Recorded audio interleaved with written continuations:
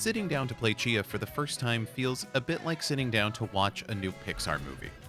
You don't know how yet, but you know you're about to experience something magical.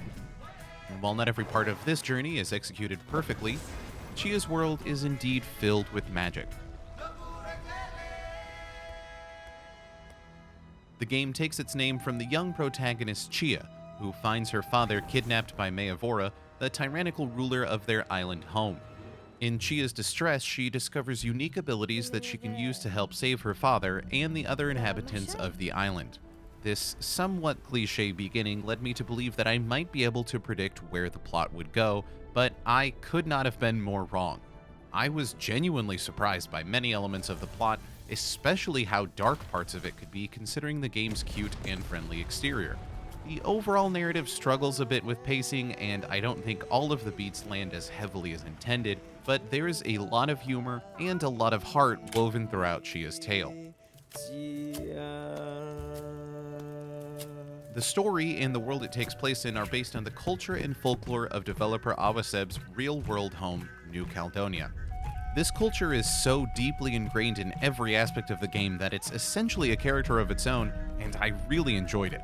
It almost felt like I was on a miniature vacation to the real island. Everything from the traditions shown, to the languages spoken, to the beautiful and upbeat soundtrack all help to illustrate a small snapshot of real island life. Music in particular plays a huge role in the game, with multiple cutscenes that include Guitar Hero-like music numbers, which you can play along to with a variety of instruments.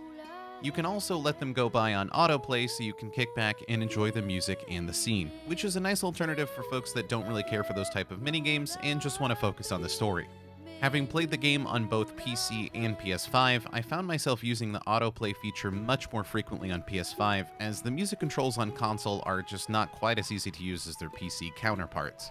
Tchia also has her own ukulele, which can be played at any time, either in free play mode or to utilize special soul melodies, which release powerful magic on the world around you. They do things like summon animals or change the time of day. Along your journey, you'll also find dozens and dozens of collectible customization options for both Tchia and her boat, including shirts, hats, face paints, flags, sails, different ukuleles, and so much more. All of this shows off the beautiful style of New Caledonia, and it was a treat to be able to explore such an exciting world. The game's map stretches across multiple islands, towering mountains, city streets, and through dark caves. It's filled with things to do and beauty to discover, but like all open-world games, none of that matters if it's not fun to move around the world. Luckily with Tchia, not only is it fun to move around, but it became my favorite part of the game. The developers clearly spent a lot of time fine-tuning their travel mechanics, whether you're sailing from island to island, gliding off a giant cliff, or taking to the skies as a bird using Tchia's special ability, soul jumping.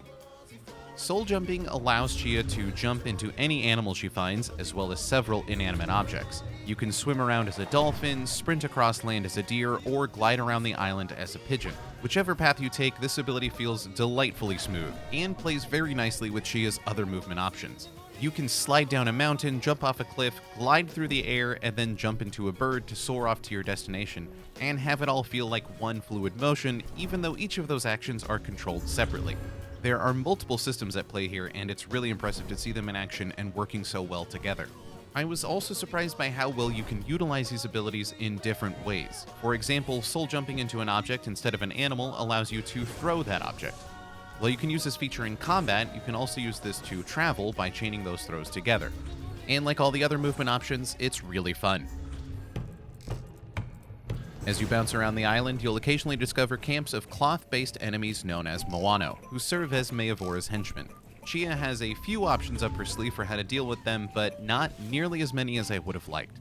She can explode lanterns with her slingshot from a distance, chuck cans of gasoline directly at enemies, or soul jump into unstable rocks and launch them around the battlefield. However, enemies can only be defeated using fire, so every fight basically boils down to find flammable object, throw it at the enemy, repeat. Luckily, these flammable objects are always strewn around the enemy camp for Tchia to find and use, though this does make me wonder, if the enemies are so weak to fire, why do they surround themselves with so much of it? To be clear, combat is still a lot of fun. All of the movement is fast and fluid, and I had a great time dashing around camps to avoid enemies and find more objects to throw.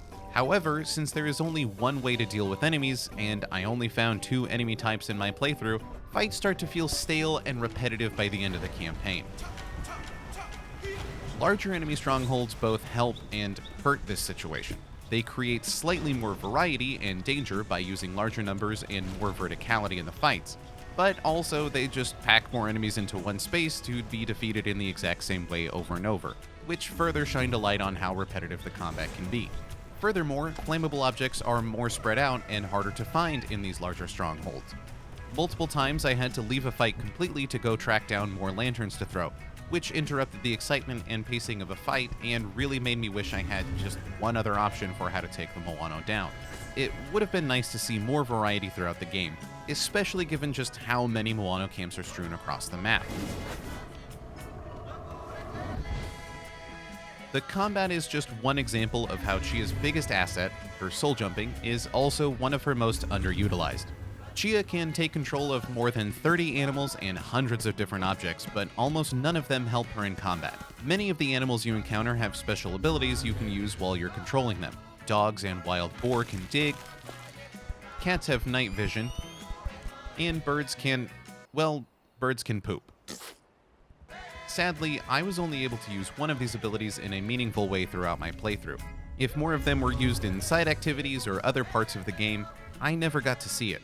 It really would have been great to see these animal abilities play a larger role in the game.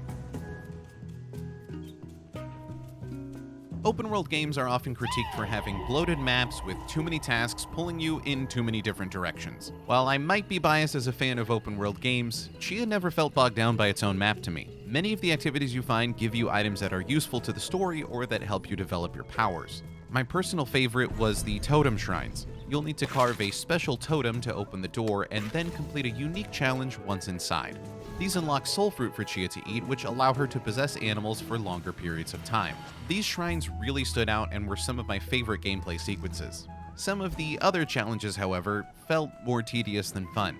The stone stacking minigame, for example, which unlocks additional soul melodies for Tchia to play on her ukulele, often felt more like you were just hoping to get lucky with balance rather than using precise strategy. These side activities felt like another area of the game that could have made better use of Tchia's soul jumping and animal abilities. Furthermore, almost all of these activities are shown to you right at the start of the game, and it would have been nice to discover some of them a bit more slowly as the story unfolded.